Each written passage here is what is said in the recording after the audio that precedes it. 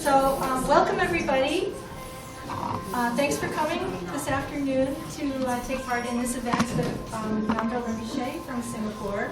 Today we're doing the White Tara blessing, and this is just one of many activities that Rinpoche is going to be offering while he's here. He'll be here in our area until October 24th. And there's a schedule of events at the table for those of you who haven't been to our website to see the different offerings. Just want to plug couple of things that are coming up. This Wednesday, Rinpoche will be giving his first teaching at our temple on Warren Street, Tekchen Choling, USA. And it's going to be a Buddhist teaching on the 7-point mind training. You can look that up on the web. We're also on Friday, coming up on October 2nd, there'll be a Medicine Buddha Puja, and in conjunction with a food donation, and all the food that we collect from you folks who come to participate will go to the local food bank. So that's one thing I hope people will participate in. And then the following weekend, we'll have this amazing event called the Dorje Kadro Fire Puja. Did anybody go to it last year? Yeah, it was totally awesome. It was like one of our most popular events, so that's a big purification and a picnic. So take one of these schedules if you haven't got one already, and also please go to our website and come by and visit our temple.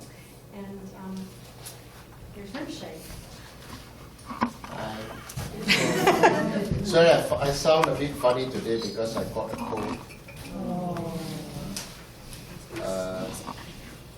Because the weather here is sometimes cold, sometimes hot, sometimes windy, and so it's difficult for me. I come from hot hell. Where I come from, there are two seasons: the hot season and the hotter season.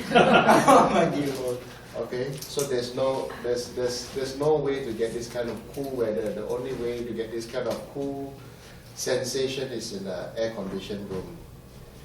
And and so today I'm offering a White Tara blessing. The reason I'm giving it only as a long life blessing and not an initiation is because I don't feel that it is necessary to give it as an initiation yet. Because most people have not much understanding of Vajrayana Buddhism. So since a group of you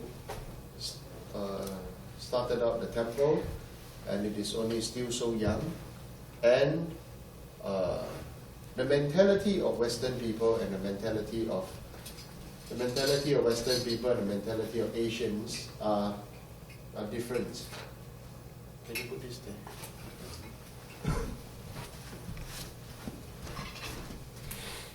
And so I feel we need to get some things. We need to get some things straight. Okay, we are not here to run things like. Basically, I have an issue over in America over the Western understanding of the term guru. Okay, the Western understanding of the term guru is largely very much mistaken to the Vajrayana Buddhist understanding of the term guru. As I've spoken to quite a few of you, many people think that guru means New Agey or Hindu or some kind of magic or some kind of occult kind of thinking. So I understand, maybe because that's what has been happening in America, but in our lineage, guru is a very, very deep word. Guru means somebody who is high and stable as a mountain. So guru is a word from India, Sanskrit word, but this term is translated into Tibetan as lama. Okay, so lama also means heavy and stable. Okay, and so the lama or the guru is not about New Agey. And so if you think that you come to me to get power, to feel good, maybe smoke mushrooms. I just learned about that people smoke mushrooms. So I thought it's something very... We eat mushroom, why do you want to smoke mushroom? Then I realized that there's this different kind of mushrooms. And then also maybe in the past there's maybe some people taking drugs and this and that, so maybe that's why some people have a misunderstanding of the term guru, or having some kind of a psychedelic experience, this and that. I'm sorry, I cannot offer you that. My lineage comes from very sacred line of learned masters. I would not even want to say that they are learned masters, because they are, I would say that they are experiential masters, awakened masters. But the difference between Western culture and Eastern culture is very much, you folks are very much into the intellectualization of things. You study Dharma like you study a subject in school, right? Hello? Okay. Yeah. So it's when we are together, don't be so what do you call, uptight. Relax.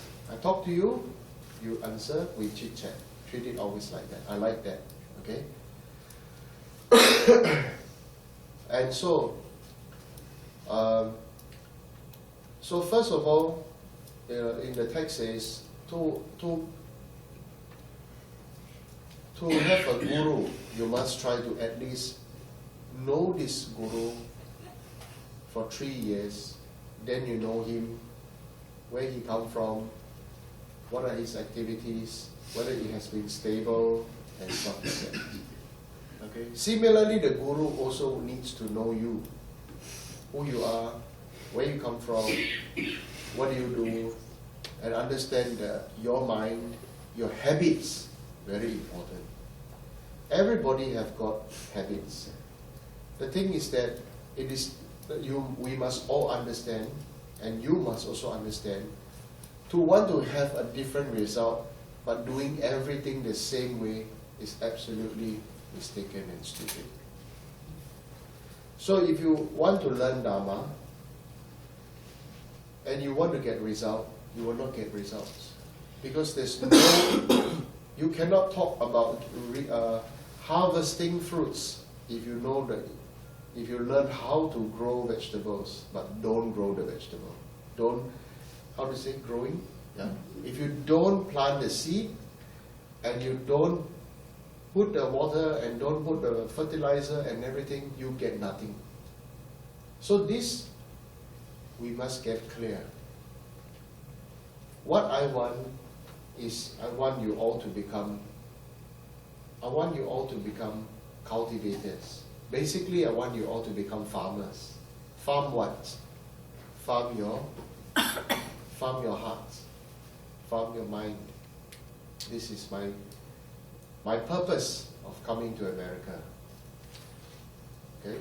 So, maybe for what I see, you all don't emphasize very much on external practices of making offerings.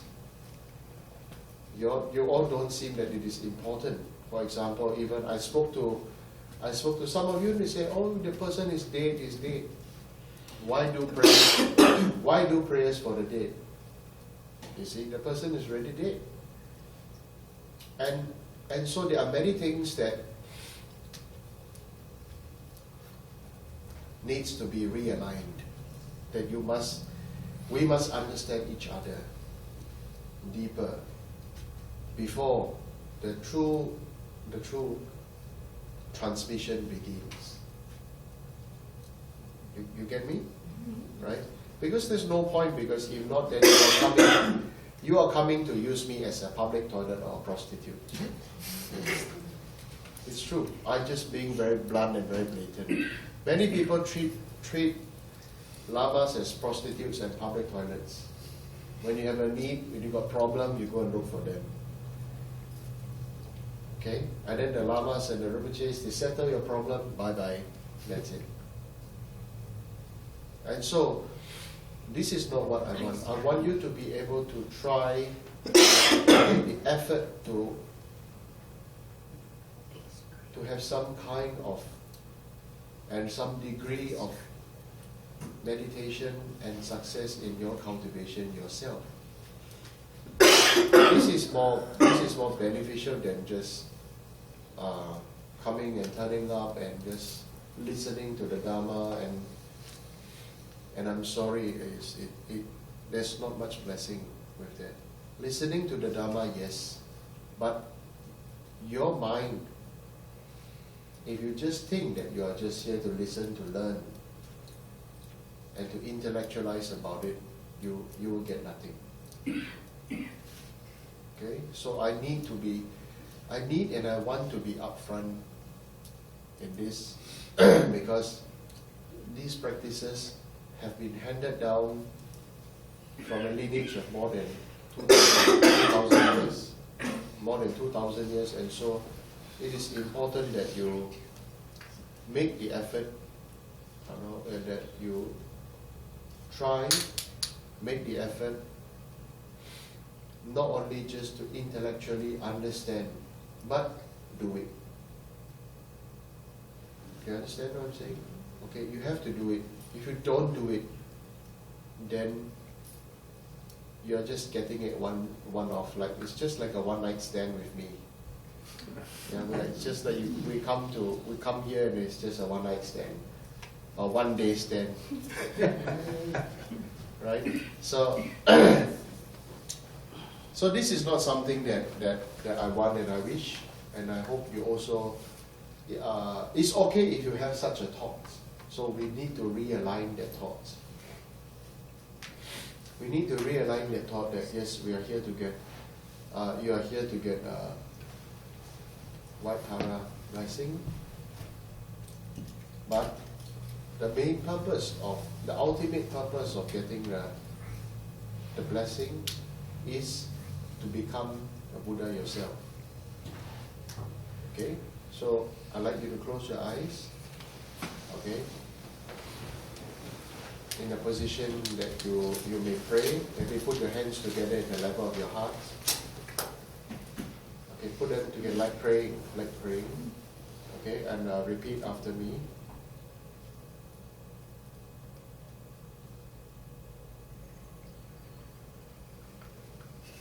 I'm here to receive this blessing,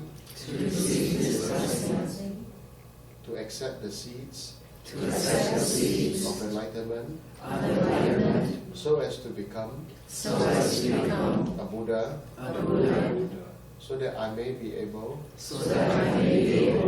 to actively liberate all other beings from their pain and suffering, and bring them to a state of ultimate happiness.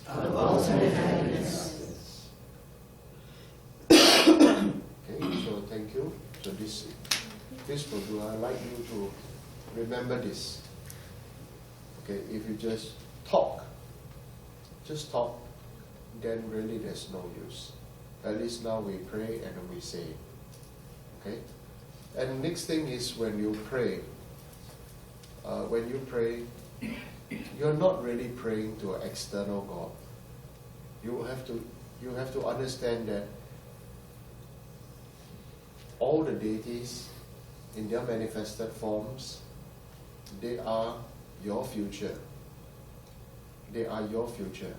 You can become like them so as to be able to benefit all beings. So they are your future manifestation.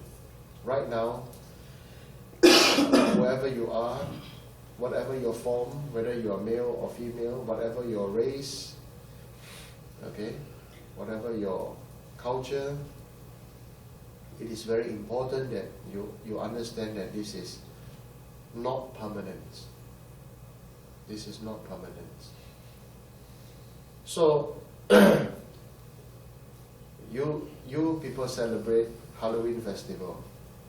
So when you celebrate Halloween and when you look around the skulls and everything, tell yourself to say hello to the skull, because you tell yourself and say, hey, this resides in my face.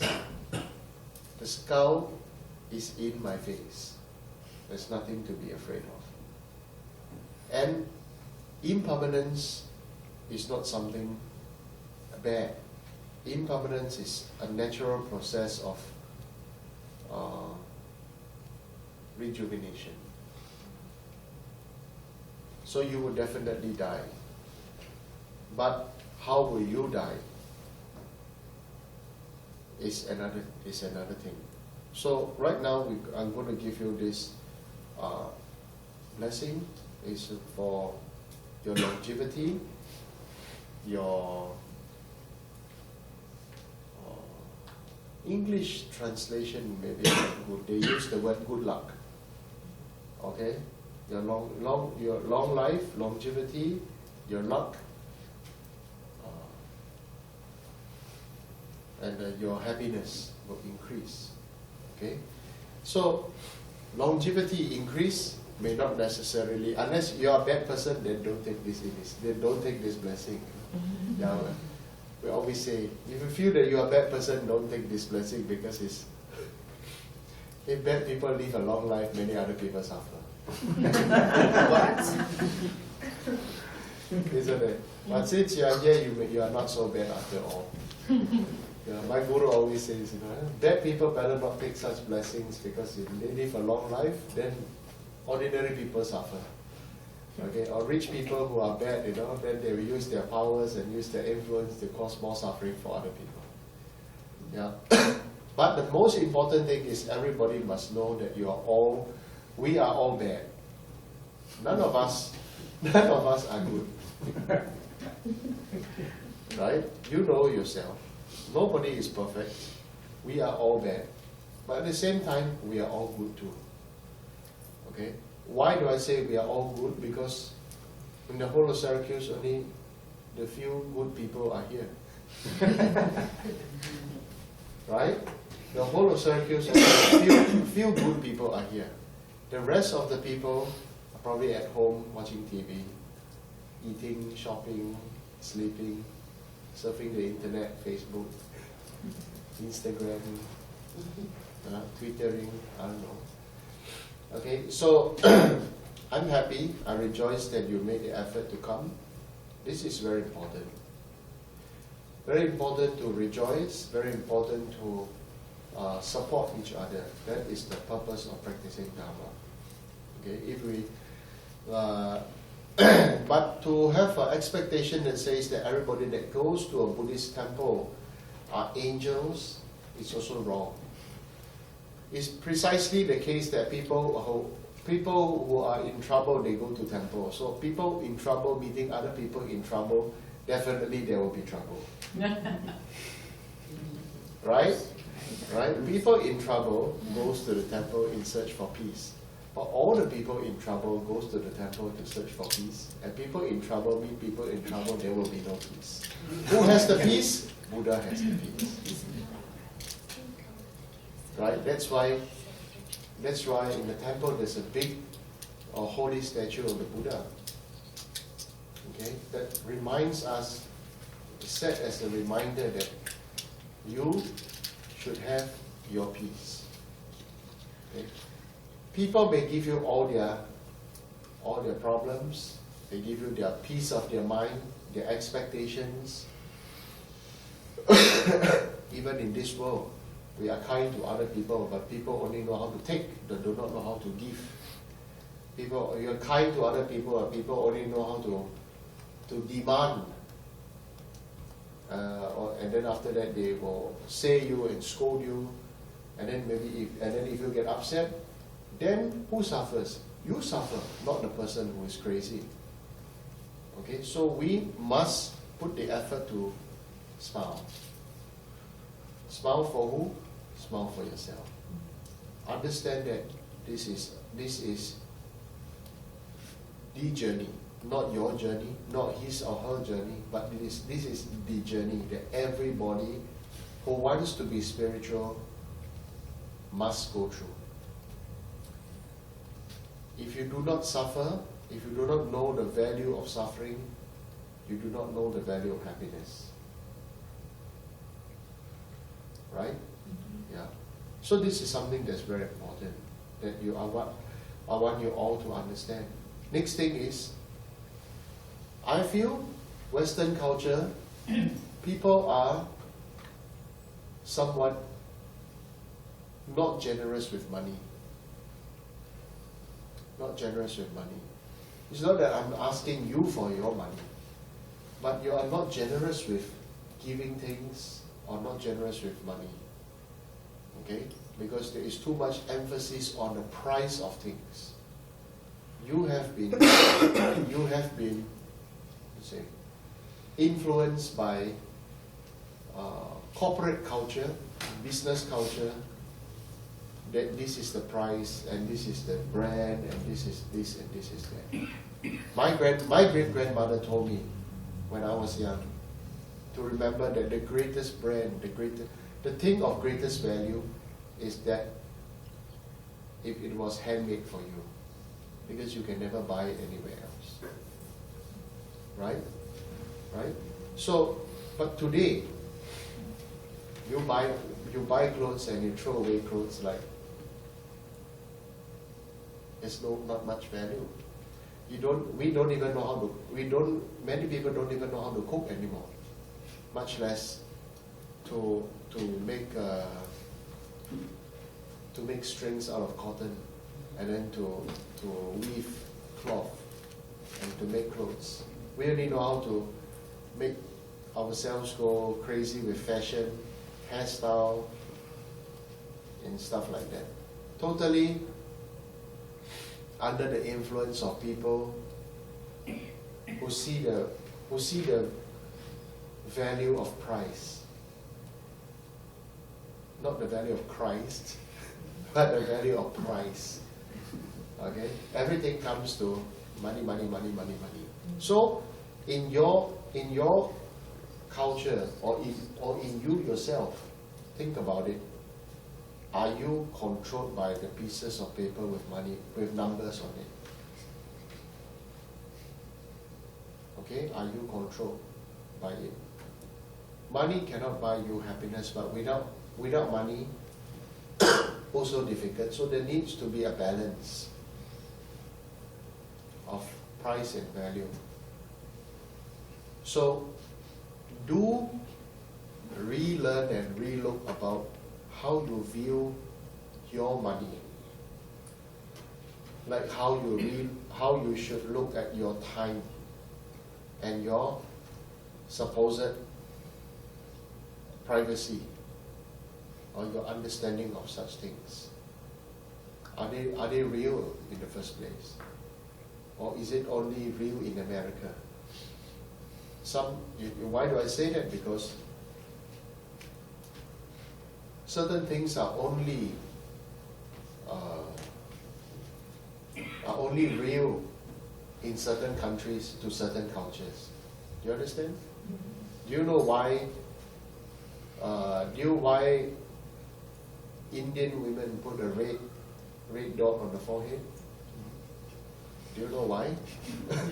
Does it tell marital status? If they're married, it's right. That's only half correct. That's only half correct. So let me tell you why. In the past, in India, before girls get married, they put a black dot. After they get married, they wish their husbands to have long life, so they put the red dot. Okay? Yeah, that is the tika. This represents the deities of longevity are red. Okay? And so they put the red tika and then they put it on that line across the head. So that's what they wish for. Do you know why they do that? Because when their husbands die, they're expected to jump into the funeral pyre and burn themselves alive together with their husbands.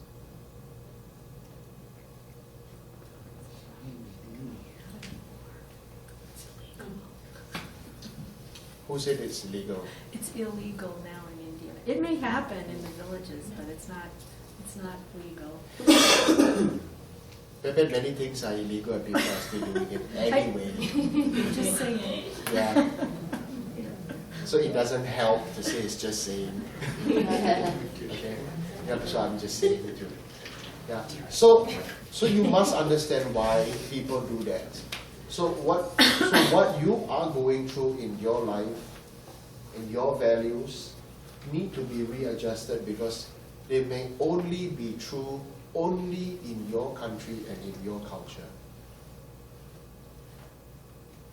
You understand what I'm saying? Okay, so you have to be very careful about your mind and your beliefs. Because your mind and your beliefs may only be relevant because you are living in America.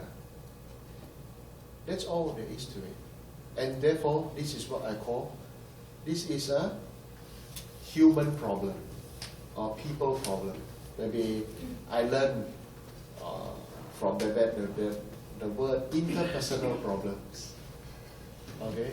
Yeah, but it is not a Dharma problem. Okay? So as long as there are human beings, just two human beings, there will be interpersonal problems or interpersonal situations. To me, let's not look at things as problems. Because the moment you label it as problem, somehow it always stays there. Right? Right? So for example, how many of you know how to make fresh pasta? Thank you. Do you know how to grow? And do you know what is it made of? What? Flour, eggs, What kind of flour? semolina, Yeah. What is semolina made from? wheat. What wheat? Oh, come on. I can't go that far. So you see, so this is something that I'm just trying to say. You see, we know how to use things that are prepared. You see, but if this thing was not prepared for you, we as the end user will just take everything else for granted, which usually is the farmer. The farmer who does the most work to be the most, he has to be most aware of the weather changes, of the amount of water and everything. He gets paid the least. Right?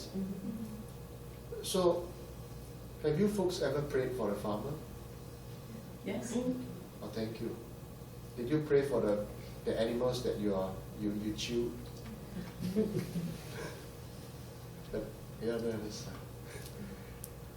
Sometimes people bring me out for meals and they say, okay, now it's time to enjoy the corpse of this murdered pig. This eat the deep fried flesh of a strangled on a suffocated fish. Yeah. So somehow when I realign the label, some people goes ew. But it's the fact. You understand what I'm saying? So why am I making you uncomfortable? I'm not making you uncomfortable, I'm making you aware. But society, especially in American society, I realized one thing. You guys, when you eat fish, you just eat the fillet, right? You don't see the head, right? You don't see the fins, you don't see the tail. Somehow when you buy, everything is all boneless and skinless, and right? Right? So of course, everything is nice for you. You understand what I'm saying now? Of course, then we have this is precisely what the big corporations want. They want you to have a guilt-free life and guilt-free meal so that you will consume more. When you consume more, you have more greed. What if you fish for the fish and you thank the fish for providing the substance for your family? that different? Of course there's a difference. Of course there's a difference. But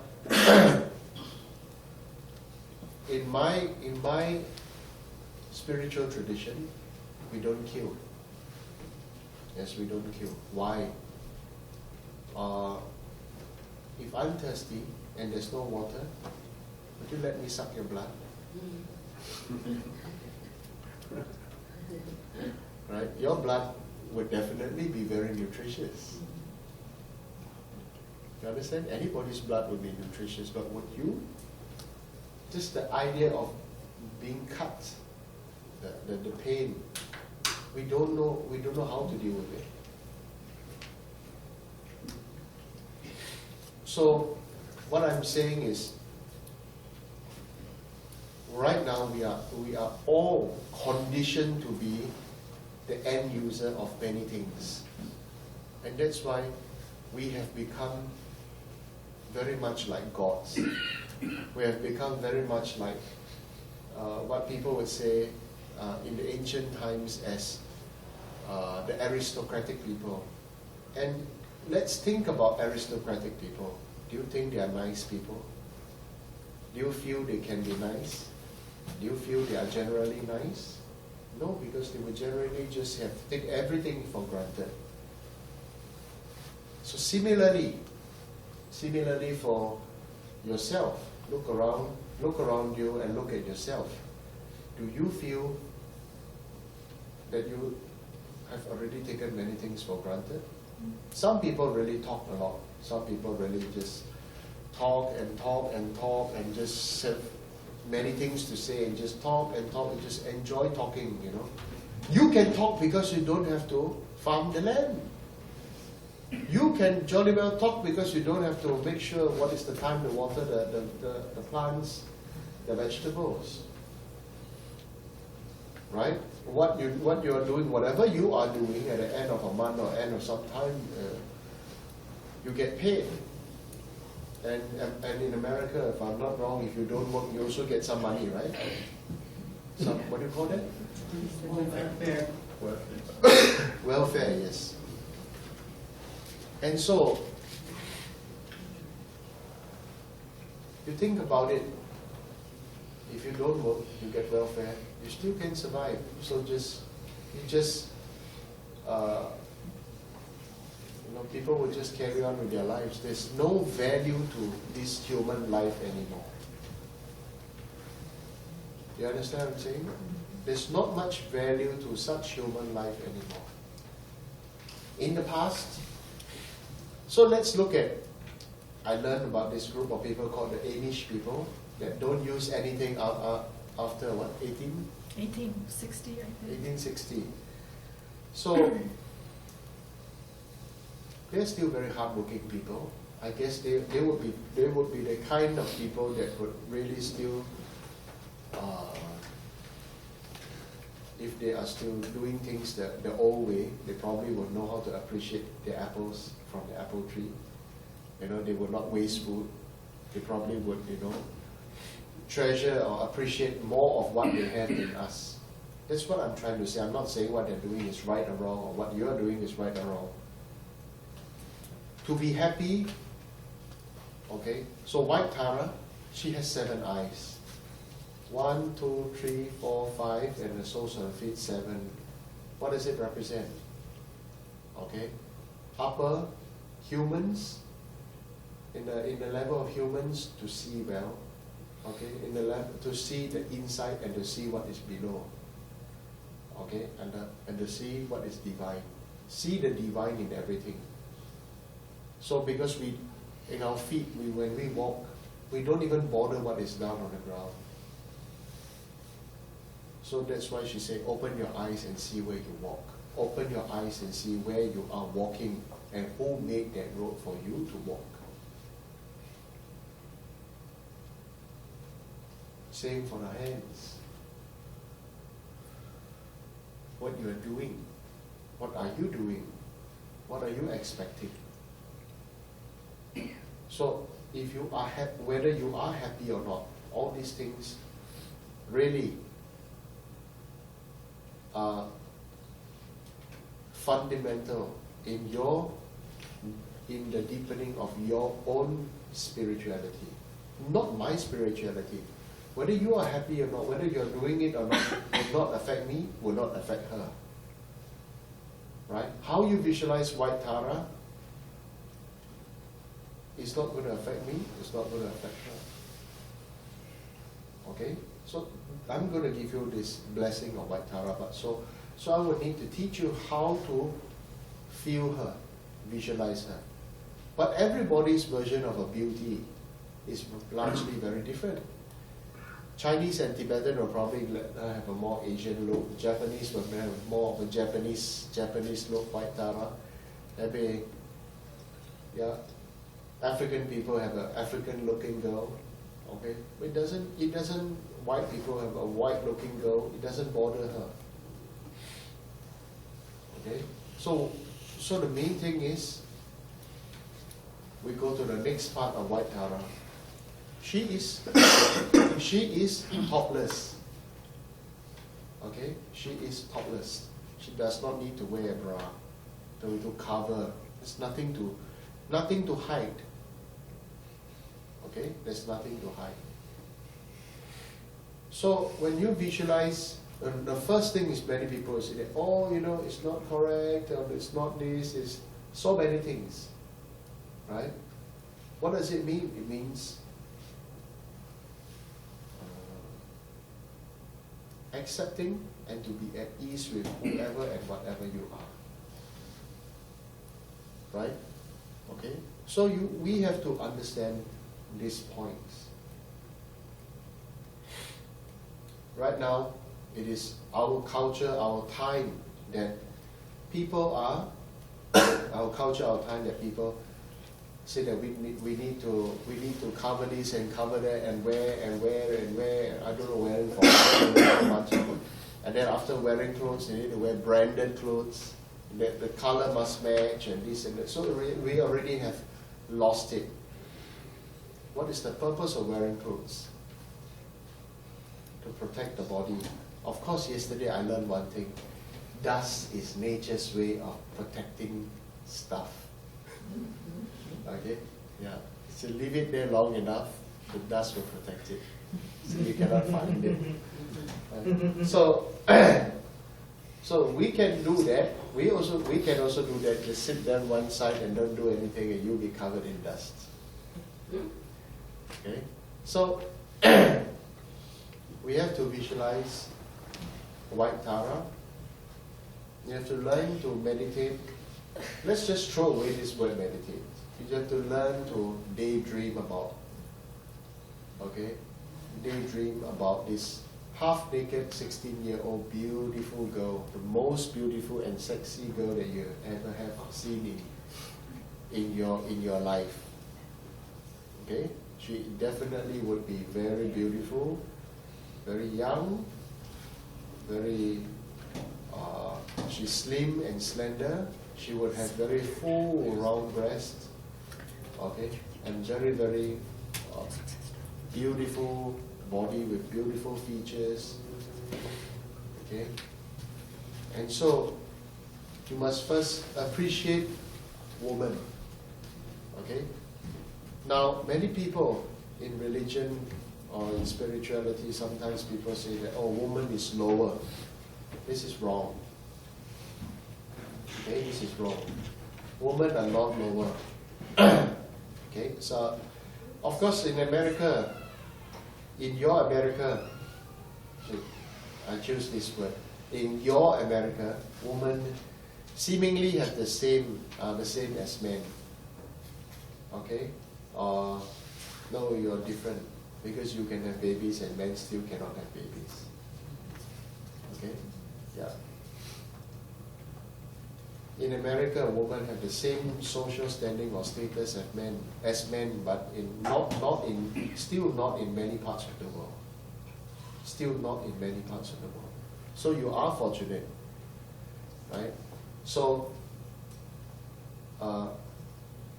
be grateful for whatever you have over here. Then. So white Tara is sitting on a white lotus. Okay, above the white lotus there's a full moon disk. So why is she sitting on a white lotus? So what is the meaning of a lotus flower? It means to be able to have that kind of inner serenity, you must be able to be like a lotus. First, accept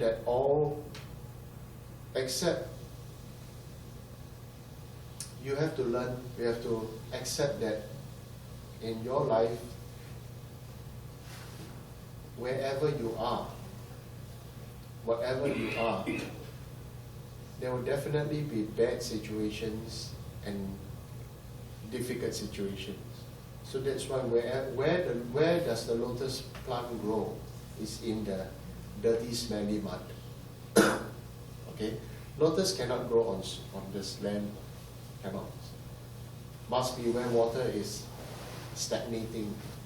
So stagnated water, and it's a very fine, silty, blackish mud. Okay, and the mud smells. And over there, that situation, the lotus grows. Okay? In a situation where nobody wants to go, nobody wants to be stagnated water, okay, so the mud will be smelly. And so it's a very important that to understand that we have to be resilient like the lotus plants. To be resilient and to be accepting like the lotus plant. Okay? If the lotus were to complain, do you think the lotus will ever bloom at all? Okay? So the main thing is stop complaining. Okay? Stop justifying and stop blaming. Okay? If you can stop complaining, stop justifying and stop blaming, and maybe in many sense, stop talking. Okay? Just stop first. Then you are giving yourself the greatest ability, greatest chance to grow. Okay, so therefore, the focal point right now is to understand the part, why is she sitting on a lotus? Okay, so there needs to be stillness. The greatest action is inaction in this case. Okay? So growing out from a lotus, blooming, she's seated on a white moon disk. Of course the moon is like a globe, but just for the sake of visualization, so she's sitting on if the lotus blooms on the pot, there's a white moon. Okay? So the moon represents giving. So somebody asked me why she's sitting on the moon. So it means that she is very much like the moon. Okay? Like the full moon. Tell me, in your understanding, what is the benefit of a full moon? What does the full moon do? Light illuminates. Yeah, illuminates, yes, there's light, and what else?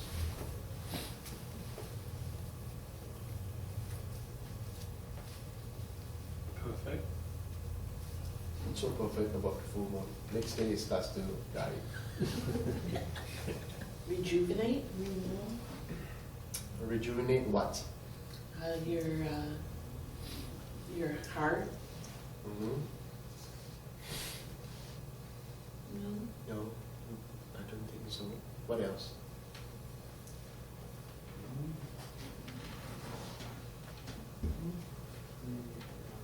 Hey, you guys supposed to be more educated than me. What does the full moon do to Earth? It affects the tides. Yes. Okay. So during the full moon, okay, the time and tide comes together. So that means all there is without water, there's no life. So she is the giver of life, sitting on the full moon, so attracting water, attracting life. Understand? Okay, the full moon. That is that is a very, very important point. If somebody says during full moon people turn into werewolf. Yeah. Okay. So so tonight there's going to be a blood moon, so please go out and show your true self. Okay. Yeah. So so basically, where there is life, there is hope. Okay, where there is darkness, there is light. So that's the meaning of white Tara. She is white. She is the living embodiment of like the full moon, full autumn moon tonight, which is tonight. That's why I chose to give this today. Okay, she is bright. She is clear. She is life. She is hope. Okay, would you like your life to be bright and clear, to have vitality, and to have hope? So she is the giver of that. Provided you want to receive it. You understand? Provided you want to receive it. Okay? So there's another so she having very full breast, there's also the meaning she has reached her sexual maturity, representing she is able to give life. That's why we say we greet her as Mother Tara, the giver of life. Okay? We don't, in Vajrayana, in Tantra, there's no such thing as, we don't see things as being bad or perverted. Okay? There's no, maybe in other religious traditions, you cannot say this, you cannot say that, you cannot see this. Okay, but for us, we understand that this is nature and this is life. So she's dressed in, she has a long beautiful hair and she's dressed in jewelry. It means that to do your practice well, you have to take care of your body. You have to take care of your body. You have to do some exercise. You have to take care of your body. You have to take care of what you eat, what you put inside your body. Okay? And that also means the 6 perfections. Okay? So you can go and read up in the internet what are the 6 perfections, okay, of the Bodhisattva way, of the Bodhisattva's practice. Some people, the traditional term is called the 6 paramitas. Okay? But just know it as the 6 perfections. Perfection, the first of them is the perfection of generosity and the perfection of giving. That's why we touch on we all should be more generous and more giving. Okay? So I would like you all to seriously think about how you have been with your thoughts on money. The more you grab, how is your hand when you grab? Like this, right? When you grab, can more come to you? No. You have to let go before you can get more. In Chinese, it's called 舍得, 有舍才有得. Okay? You must be willing to let go before you can receive more. Okay, so this is something that I like you all to remember in your life. Letting go is having more. Not grabbing and holding on is having more. Letting go, you will get more. You will enjoy more. You'll be happier. You understand? Mm-hmm. Okay? So this is something that I hope you will remember. And so she's seated on a meditation posture. Okay, full meditation posture, because she's saying that if you want to have a longevity, if you want to have a good luck, okay, you want to have a life, vitality, you have to learn to first sit down and not move. Okay, cross your legs in the Vajra posture. There will be some pain and this and that, but what does it mean? It means you need to be stable. You need to have stability. Okay, most of us, we are always searching for external excitement. We are still searching for external excitement. So we must allow ourselves to quieten down. Experience this inner and deeper serenity that only you can experience. Somebody asked me, prove to me that inner serenity exists. I said, I can only prove to you that. I can only prove to you by you being very truthful to me. And so he said to me, this person was rather rude and was like here to challenge. And so I said it in a way that was also very direct, but I had to do it in this way that he had to cooperate and be very truthful to me. So he said, in the end, he said, okay. I said, can anybody else experience your orgasm? So can you understand what I'm saying now? Can anybody else experience your orgasm? So maybe you say, oh, this is a bad word. In Vajrayana Buddhism, they call it great bliss. So can anybody else experience your orgasm? Can anybody else experience your happiness when you taste something very, very tasty? No. So it's the same thing as your deeper inner serenity. It exists. You just need to give yourself time to settle down. Provided you have the discipline to do so. Number one, we have given ourselves so much time. How much time? Life after life, so many past